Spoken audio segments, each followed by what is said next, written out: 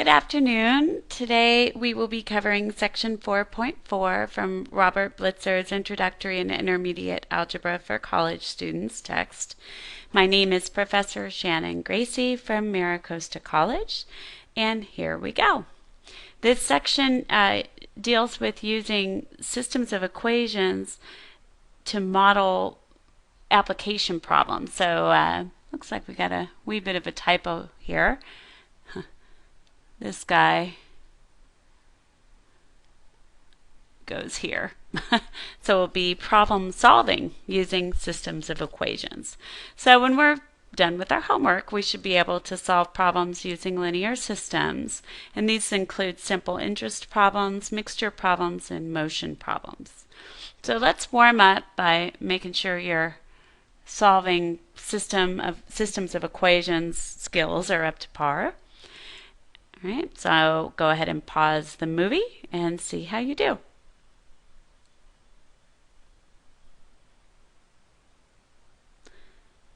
Okay, let's see how it went.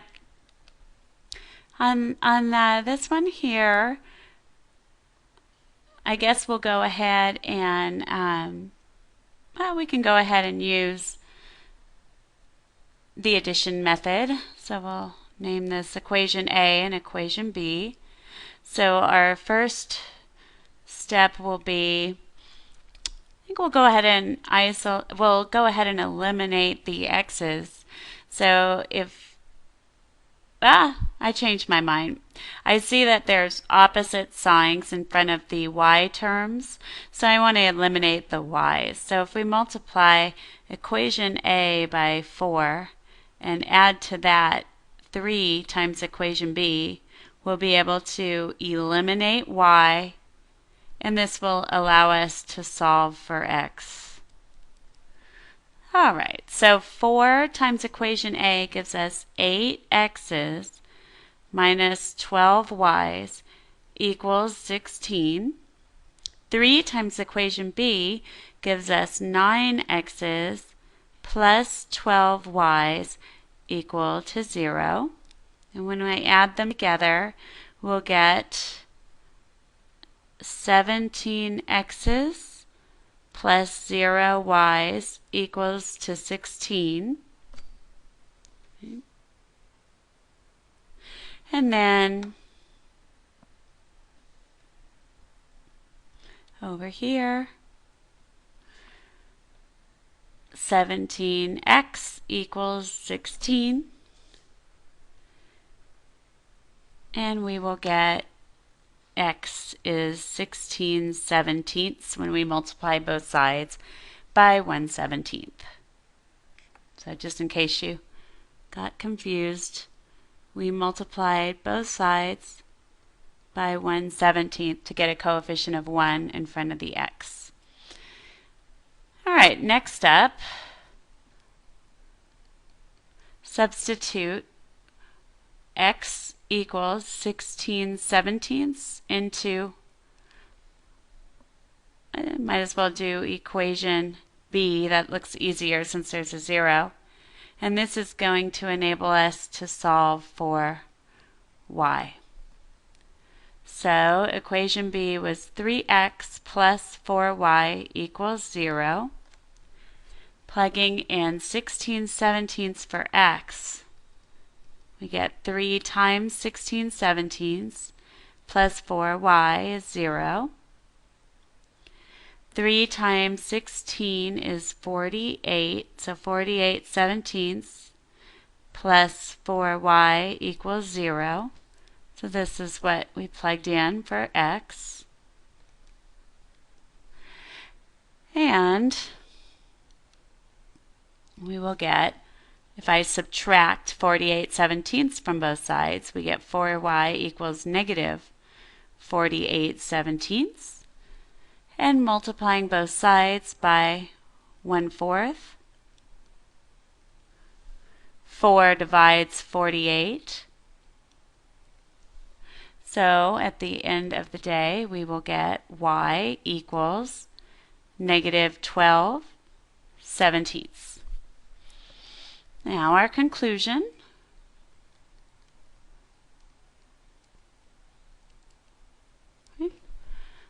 So we got an ordered pair solution of 16/17 and -12/17, which means this system is consistent.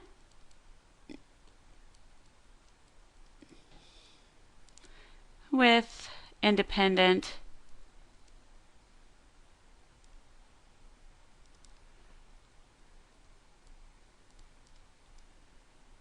equations.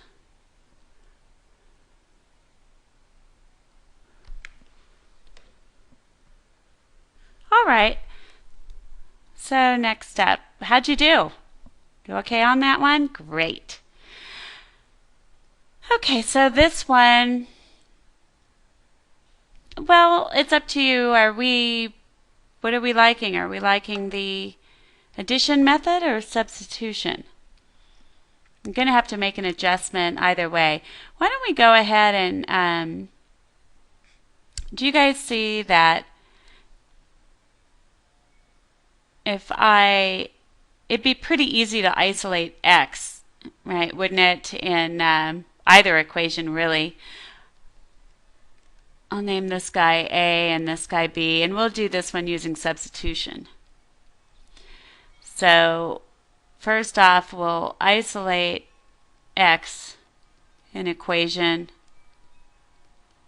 A. So x minus y equals 3. If I add y to both sides, I get this. So my second step would be substitute x equals y plus 3 into equation B, and this will enable me to solve for y. So we have 2x equals 4 plus 2y. In for x, I'm putting y plus 3. So this is what my x was.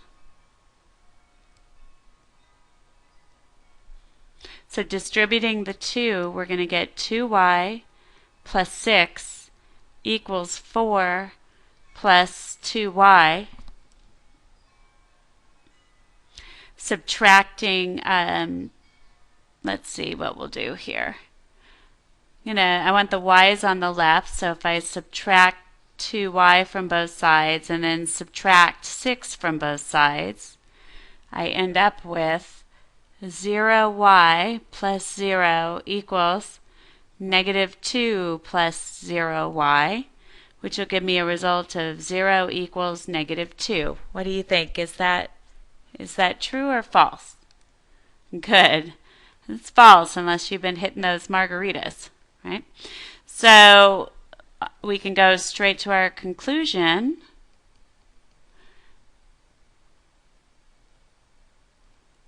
That would mean that there is no solution. Okay. We have an inconsistent system with dependent equations.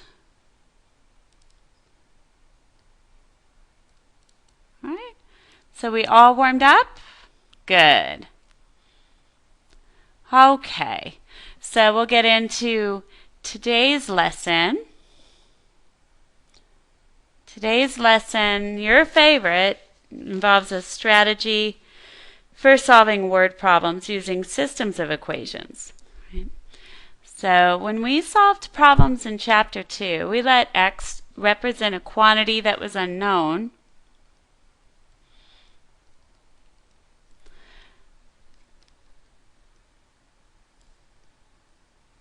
Now, problems in this section involve two unknown quantities. So one easy way to do it is to let x and y represent the unknown quantities. And then what we do is we translate the English words into a system of linear equations. Oops. Okay, so first example, right? Just like before, you always want to start off with figuring out what the heck is going on, naming your variables or your unknown quantities. So the first step I like to call analysis, as you know. And we need to name our unknown quantities. So the unknown quantities are just two numbers. Okay. So why don't we let x be the first number? I'll just use the number symbol. And we'll let y be the second number. And just to let you know, on exams, I'm looking for a procedure, so you'll get no credit if you just use trial and error to find the answer to these word problems. Okay? All right, so the second part of it is translate. So let's see what we've got going on. The sum of two numbers is 5. How does this translate to mathese? Good. X plus y equals 5. That's the first one. Okay, next up. If one number is subtracted from the other, their difference is 13. Then we need to find the numbers. So first, let's translate this. One number is subtracted from the other. Well, why don't we subtract y from x? And that difference was 13. So this was how the second one translated. Okay.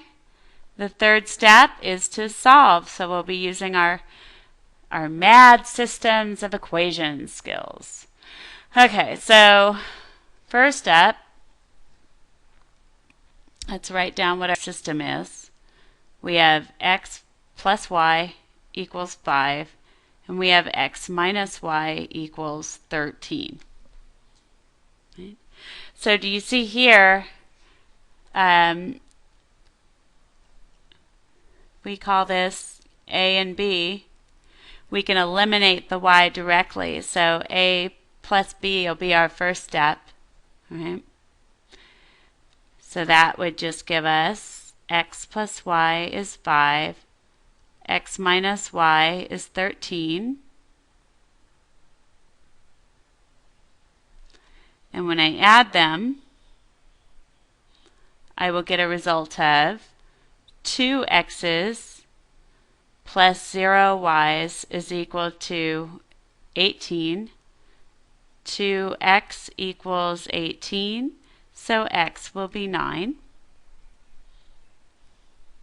My second step will be to substitute x equals 9 into equation, I don't know, we'll just do equation A. So equation A was x plus y is 5. X was 9.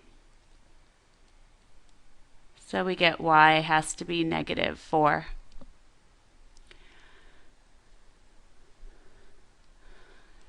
So x was 9. And then our conclusion. So in this case, we're not making conclusions about the system. We're writing our answer in words. So answering this question here, right? Find the numbers. The numbers are 9 and negative 4. And we're all done. Okay? All right. And at any time, I'm just going to go on and work these problems. At any time, I highly recommend that you go ahead and try them yourselves first and then check out what I did. But I will just be trekking along working all these problems. Okay, second example. Each day the sum of the average time spent on grooming for 15 to 19-year-old women and men is 96 minutes. The difference between grooming times for 15 to 19-year-old women and men is 22 minutes. How many minutes per day do 15 to 19-year-old women and men spend on grooming? So this one's got a bit of trickiness, right? There's some numbers in here that we're not actually going to be calculating with. They're just kind of categorical numbers. So first step, analysis. We'll name our variables. So if we let x be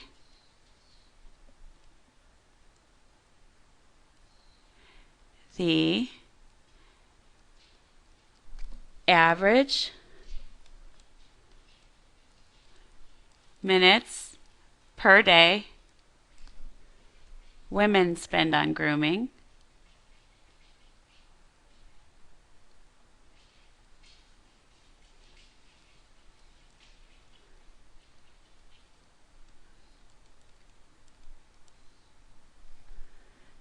and that's of course in the age group 15 to 19-year-old women spend on grooming.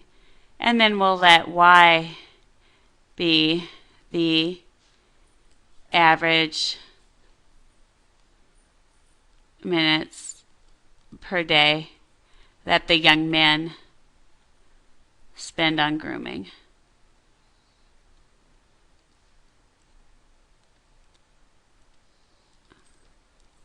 Okay. All right. So now translate to Mathese. So let's see what we have. The sum of the average time spent on grooming for 15 to 19-year-old women and men is 96 minutes. So x plus y equals 96. That's how that first one is translated. Secondly, the difference between grooming times for 15 to 19-year-old women and men is 22 minutes. Okay. So x minus y equals 22.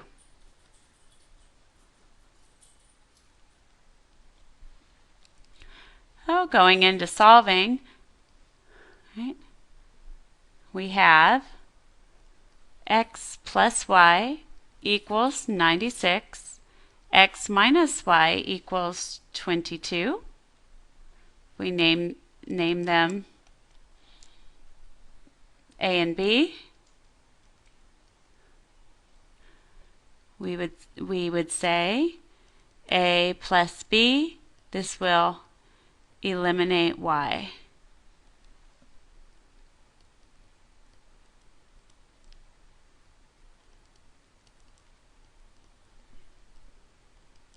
So we'll get 2x plus 0y is equal to 118. 2x equals 118.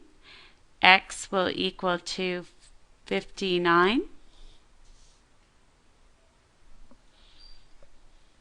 And then our second step here will be substitute x equals 59 into, I don't know, we'll just do equation A. So we had x plus y equals 96. X was 59. So isolating y, we end up with 37.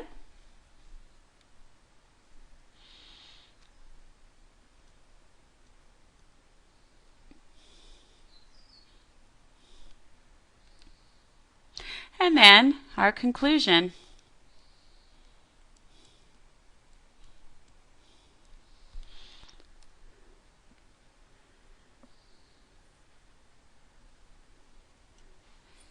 15 to 19-year-old women spend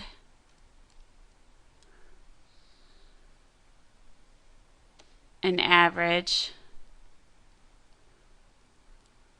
of, what did it say? 59 minutes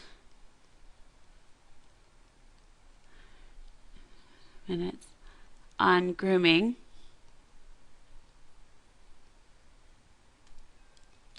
and 15 to 19-year-old men spend an average of 37 minutes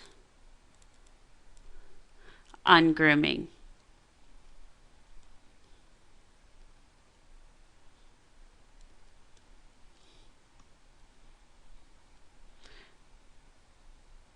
Okay, so I guess the girls have to get up a little earlier if this is true.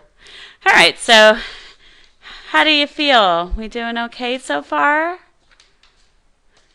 The nice thing about these kinds of application problems is that you have two unknowns, so you can make two equations to solve it instead of having to be very tricky about a single equation. Okay, so here we go. Example 3. A rectangular lot whose perimeter is 1,600 feet is fenced along 3 sides. An expensive fencing along the lot's length costs $20 per foot. An inexpensive fencing along the 2 side widths costs only $5 per foot. The total cost of the fencing along the 3 sides comes to $13,000. What are the lot's dimensions? Well, I don't know about you guys, but I sure could use a picture. Okay. Okay, so analysis.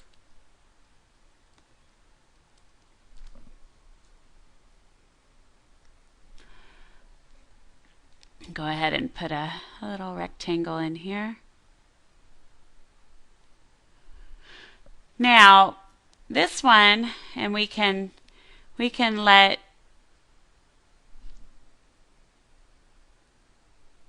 should we just do maybe width W and L? So let L be the length,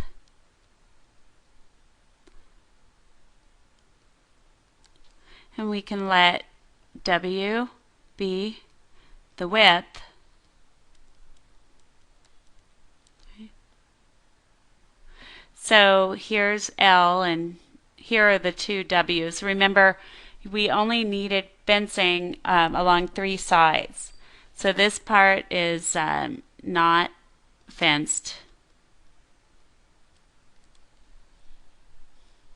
So the W's that will be fenced are here and here, and that's the more inexpensive fencing. So that's the inexpensive fencing, $5 per foot. And then this guy, L, is the more expensive fencing, that's $20 per foot.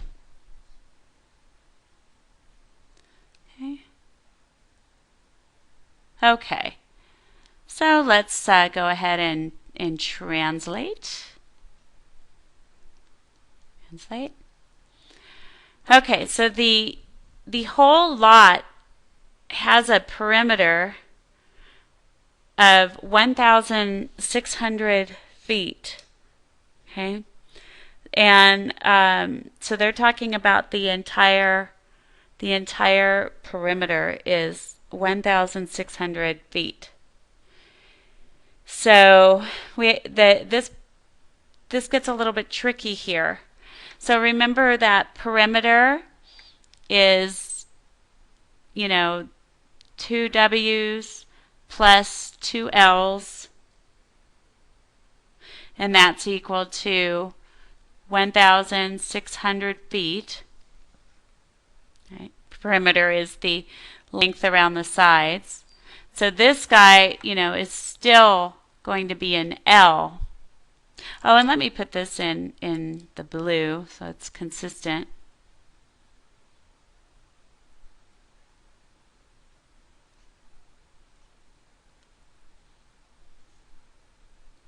Okay. So we now have another relationship about cost, right? So we have two of the W's, right, that are being fenced, and it costs $5 per foot. We only have one L that's being fenced, so it'll be $20 times L. And that total cost is $13,000.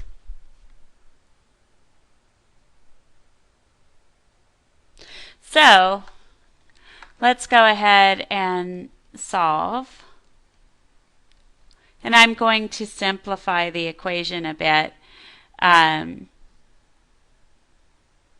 So we have 2W plus 2L equals 1,600. We have 10 W's plus 20 L's equals 13,000.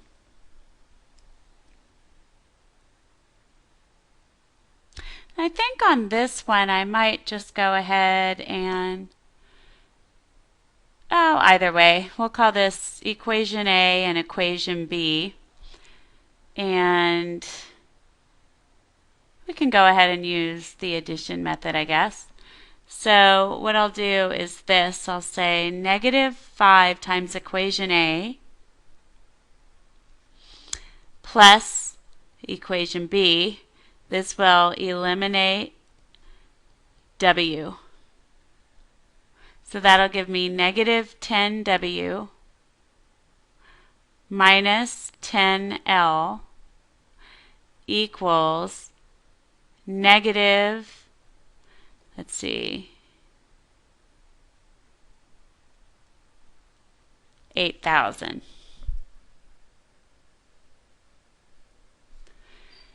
And then B stays the same.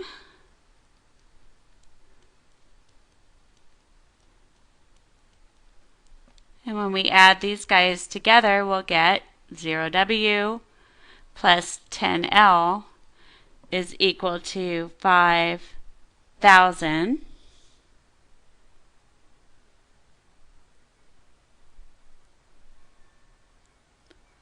And that will give L, 10L is 5,000.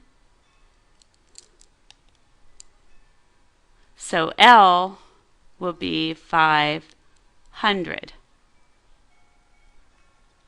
And then our second step will be substitute L equals 500 into equation A is fine. So we have 2W plus 2L is 1,600. 2W plus 2 times 500 equals 1,600. So this is what we had found for L. So 2W plus 1,000 equals 1,600. Subtracting 1,000 from both sides, we will have 2W equals 600, and W will then be 300. So our conclusion will be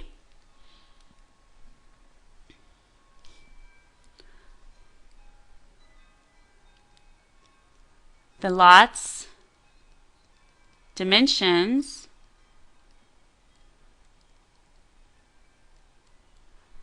are 300 feet by 500 feet. And we're all done. How are we doing so far? Don't you love word problems? Okay, next up. Example 4. On a special day, tickets for a minor league baseball game cost $5 for adults and $1 for students. The attendance that day was 1,281 and $3,425 was collected. Find the number of each type of ticket sold. So for our analysis, we need to name everything. So we can let X be the number of adult tickets,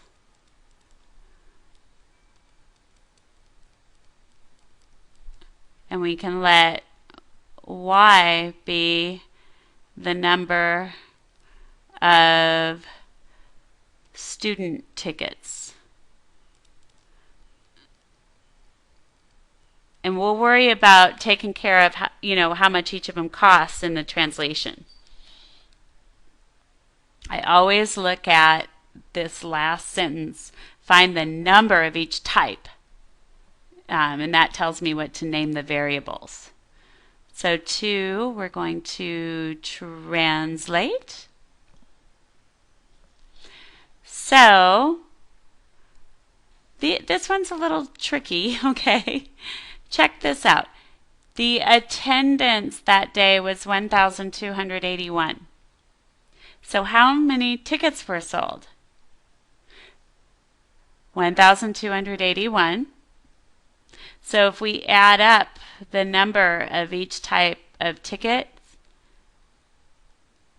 so number of tickets plus number of tickets is the total number of tickets sold. So that information, and it's kind of in disguise, gives us our first equation. Okay, now we got to do cost. So cost of adults plus cost of students equals total money collected. So $5 per adult, $1 per student, total collected. So $5 times the number of adult students plus $1 times the number of student tickets gives us a total of $3,425.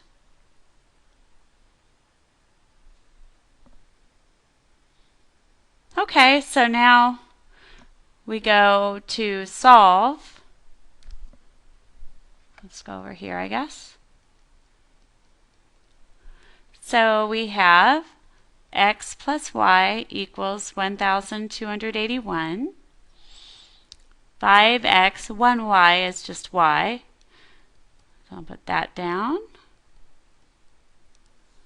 And if we name our equations a and b, I think first step, if we do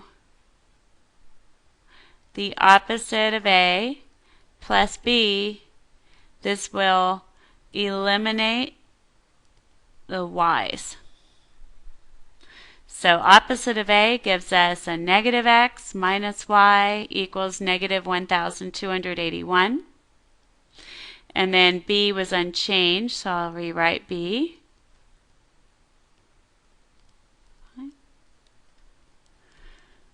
So we'll get 4x's plus 0y's equals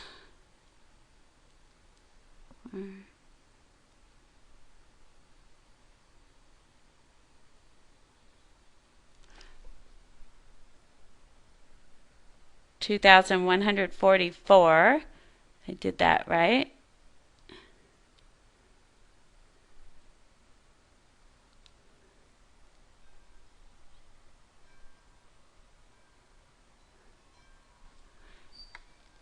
let me found out earlier I made up my own math on one of the other problems, so let me set this one up correctly. Made a few movies today, so I don't want to lead you guys astray.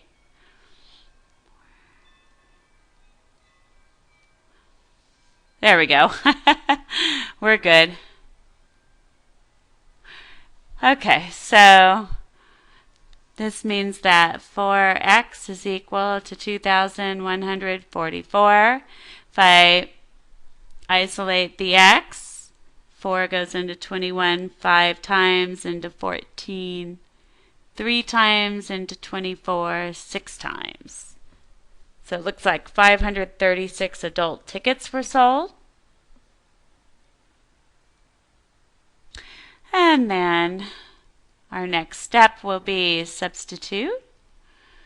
X equals 536, and we'll substitute that into equation A. Looks pretty easy. So x plus y equals 1,281. 536 plus y equals 1,281. So y will equal 2. Again, I'll do a little scratch work. 11 minus 6 is 5.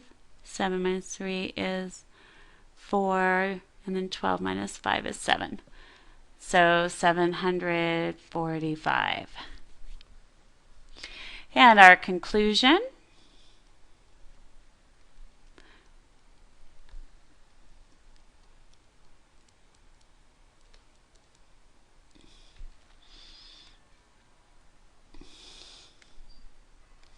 Okay. 536 adult tickets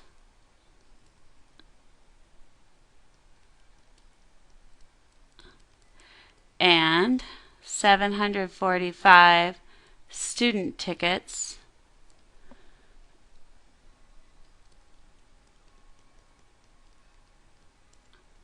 were sold.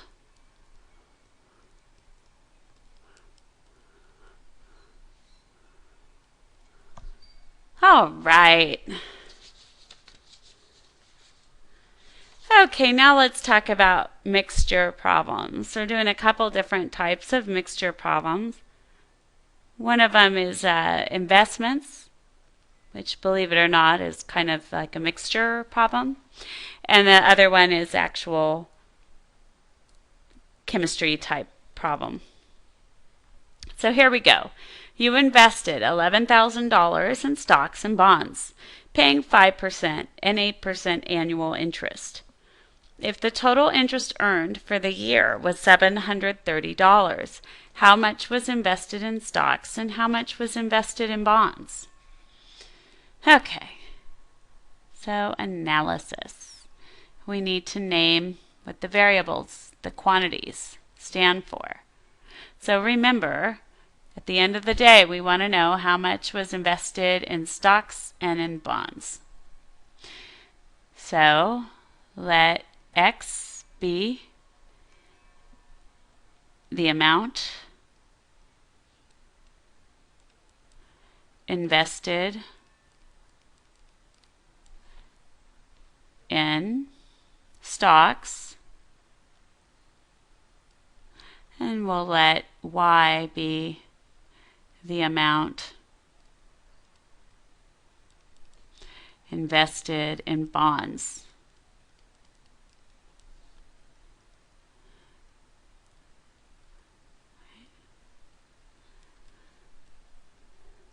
So now we translate.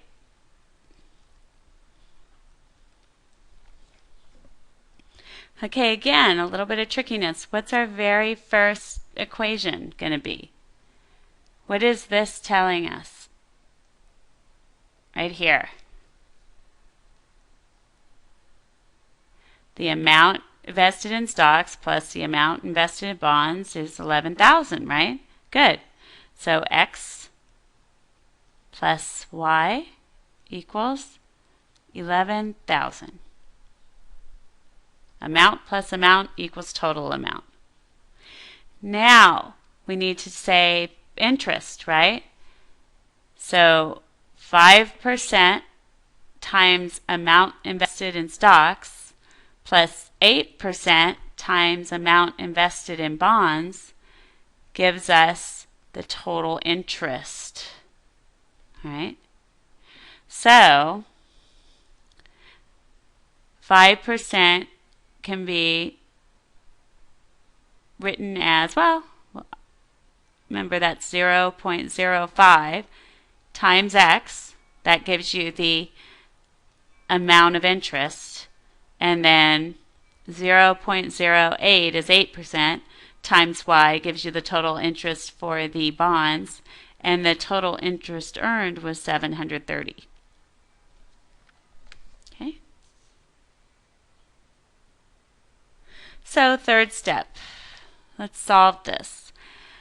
To solve this, I think that it might be a good idea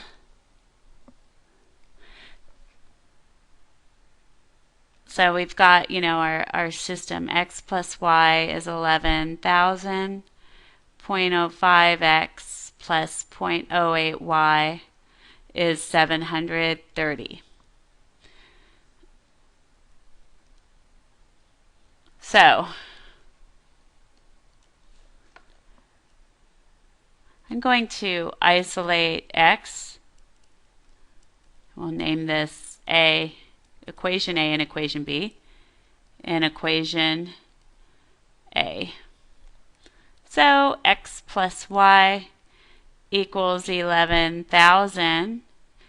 X equals 11,000 minus y if I subtract y from both sides. Second up, substitute x equals 11,000 minus y into equation B. Remember, it's got to be into the other equation. So equation B was 0.05x plus 0.08y is equal to 730.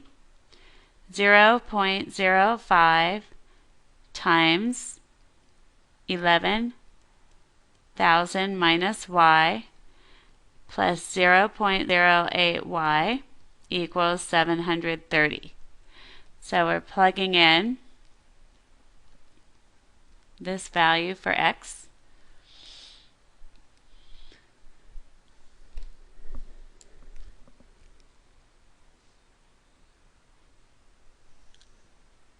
So multiplying 0.05 times 11,000, we will get 550. And then minus 0.05y plus 0.08y is equal to 730.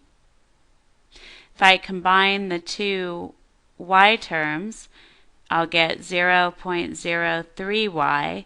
And if I subtract 750 from both sides, I will get 180.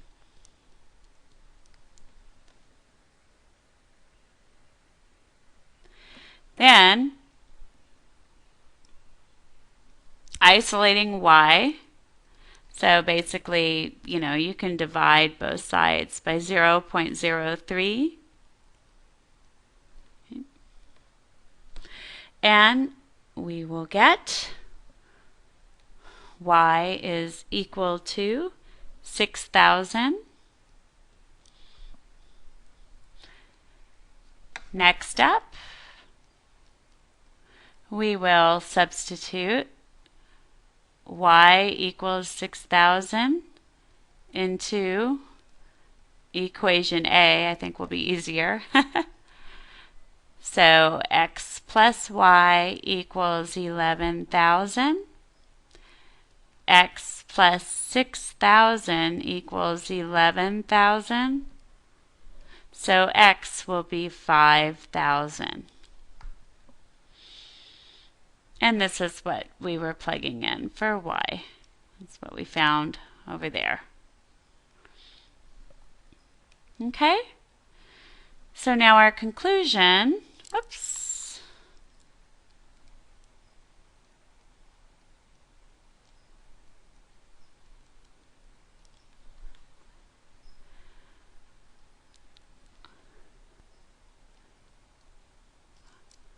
our blue.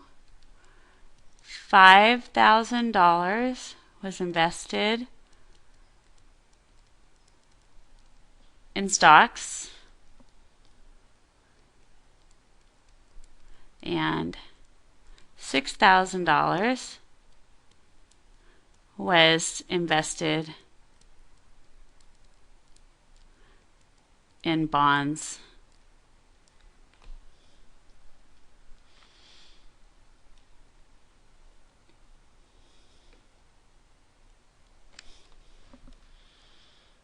Okay, next mixture problem.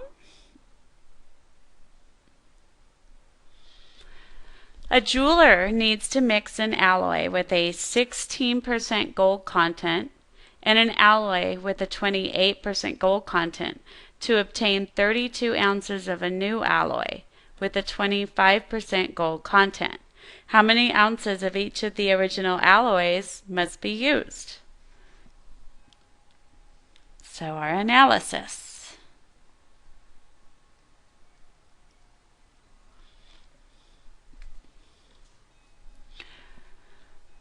So remember, how many ounces of each alloy must be used?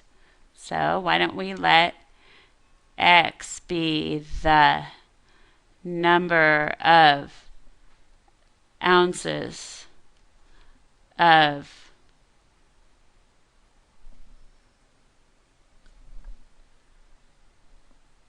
the 16% gold alloy. And we'll let Y be the number of ounces of 28% gold alloy.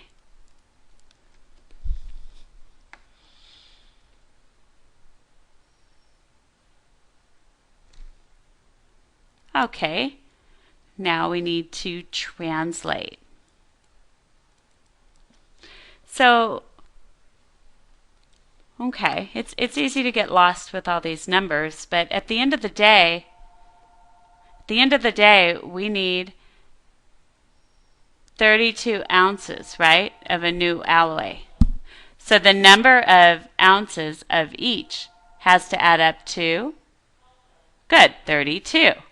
So what we'll have is we'll have X plus Y, number of ounces plus number of ounces, equals number of ounces. And then now applying the percentages, 0.16 times the number of ounces gives us the 16% gold alloy. We're adding to that the 28% gold alloy. Now this is where you have to be careful, okay? This is where this mixture problem differs from the investment problem. We want to get an alloy that's 25% gold, right? We know the number of ounces. So you got to repeat that. That's where people mess up the mixture problems. So notice, percentage times number of ounces plus percentage times number of ounces equals percentage times number of ounces. When people are, successfully translating this, the mistake I typically see is they just put the 0.25 right here and they don't multiply it by the total number of ounces desired. Alrighty. So again, I think this would be an ideal problem for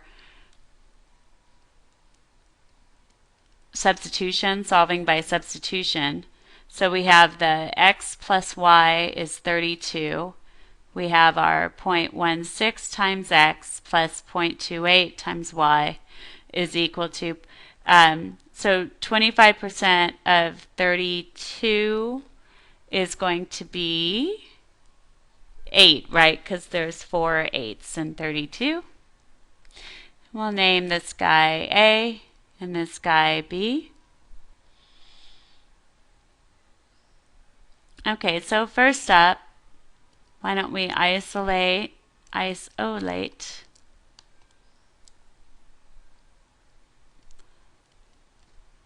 x in equation. No, sorry guys. Can't write anymore. In equation A. So x plus y equals 32. X is 32 minus y. And then we'll substitute x equals 32 minus y into which equation? Good, it has to go in equation B. So equation B is the 0.16x plus 0.28y is equal to 8.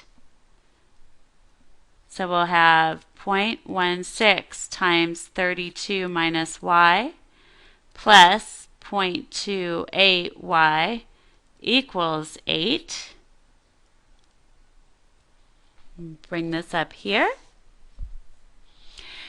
Okay, and then 0.16 times 32 is 5.12. And then minus 0.16y plus 0.28y all has to be 8.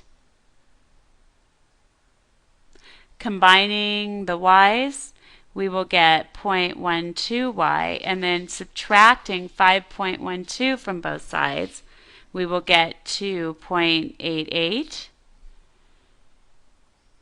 And then if you divide both sides by 0.12, we will get y is equal to 24. So our next step is to substitute y equals 24 into equation A. I think will be easiest. So we have x plus y is 32. X plus 24 is 32. So x is 8. So let's show our substitutions here. In this first one, we substituted 32 minus y in for x. And then over here, we had found y to be 24. So that's what we plugged in here to get our end result of x equal to 8. Okay, so our conclusion then. Okay. We must use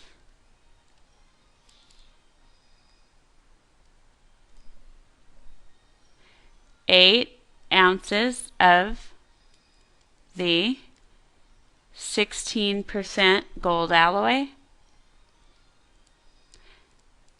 and 24 ounces of the 28% gold alloy.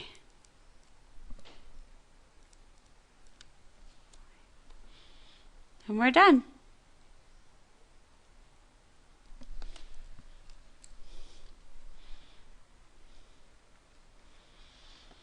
Okay, the next type of problems have to do with motion. Formula for motion. So distance equals, anybody remember?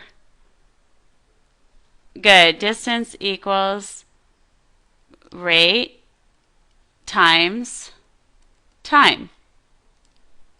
So my friend at Southwestern College, good old Val, I miss you Val, used to call this dirt. Distance equals rate times time. It's a dirt problem. All right. So here we go. Example 7. When a plane flies with the wind, it can travel 4,200 miles in 6 hours. When the plane flies in the opposite direction against the wind, it takes 7 hours to fly the same distance. Find the rate of the plane in still air and the rate of the wind. Okay. So again, at the end of the day, this is what we need to find. I highly, highly, highly recommend that you make a chart for these problems. So for our analysis here,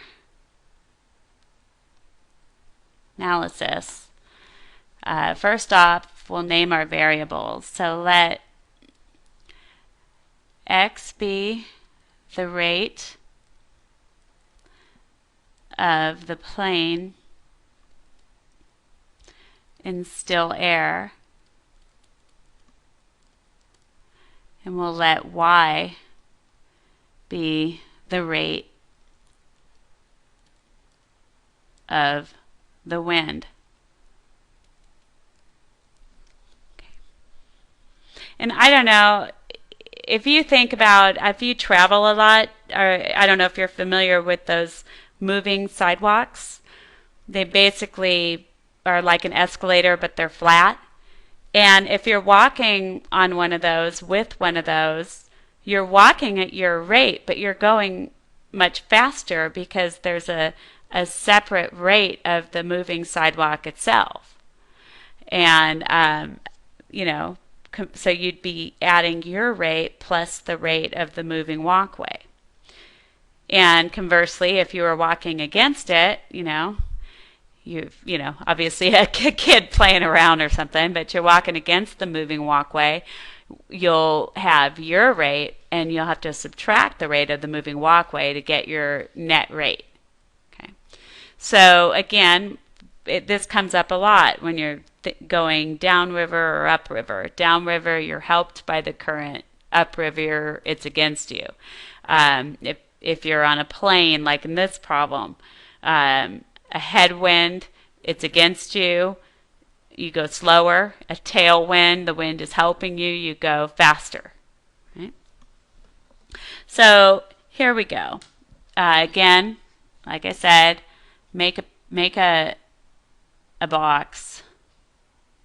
Okay. And the box will consist of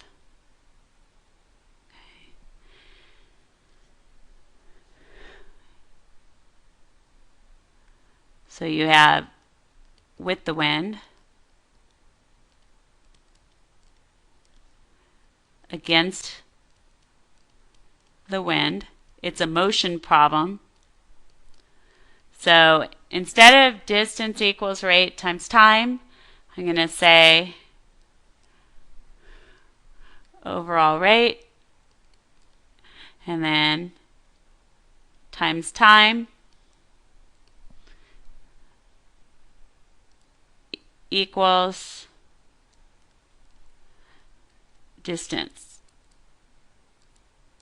But you're going to end up with two sets of these equations, right? So here we go. With the wind, let's check out what we have in our box, right? So you have the rate of the plane in still air, and if you're going with the wind, you're adding or subtracting the rate of the wind. Good, you'd be adding. Okay. So with the wind, so now I'm looking at that first statement. When a plane flies with the wind, it can travel 4,200 miles, so the distance is 4,200 in 6 hours. Are we good? Okay, now when the plane flies in the opposite direction against the wind, so now we're subtracting the rate of the wind. It takes 7 hours to fly the same distance, so distance is still 4,200 miles. So when we go to translate,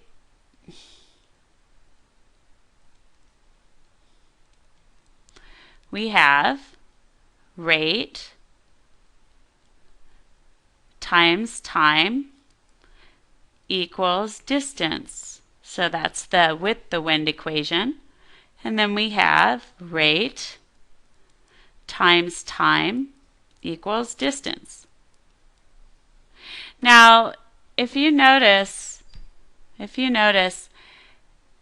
when we're going to solve this, do you see this equation? You have a factor of x plus y times a factor of 6 is 4,200. So in the first one, you could actually divide out a 6, right? And you would get an equivalent equation of x plus y is equal to 6 goes into 4,200 700 times. And this one would be x minus y is equal to 600 if you divide out a 7. So now we're in the solving stage.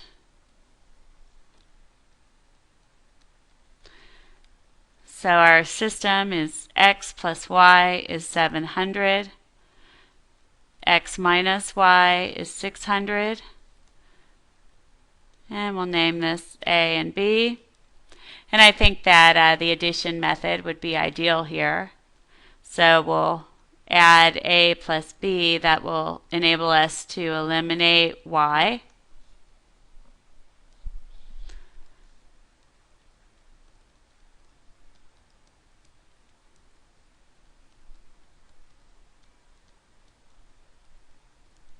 So this will give us 2x plus 0y equals 1,300.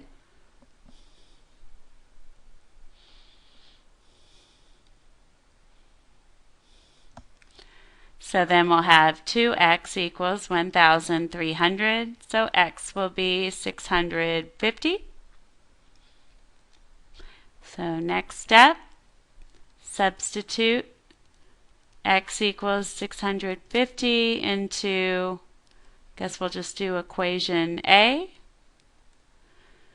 So equation A was x plus y equals 700. So 650 plus y equals 700. So we're plugging in the x is 650. So y will be 50. And then we'll have our conclusion.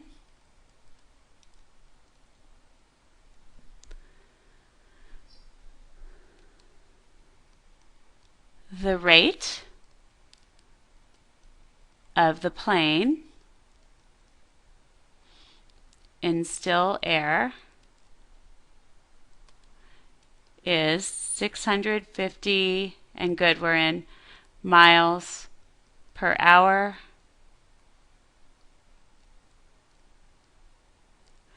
And the rate of the wind is 50 miles per hour. And we're done with that guy. And hey, we're done with the lesson. So take a deep breath and work on these problems. Allow some time for this assignment. It often will take people some time. And have a fabulous day.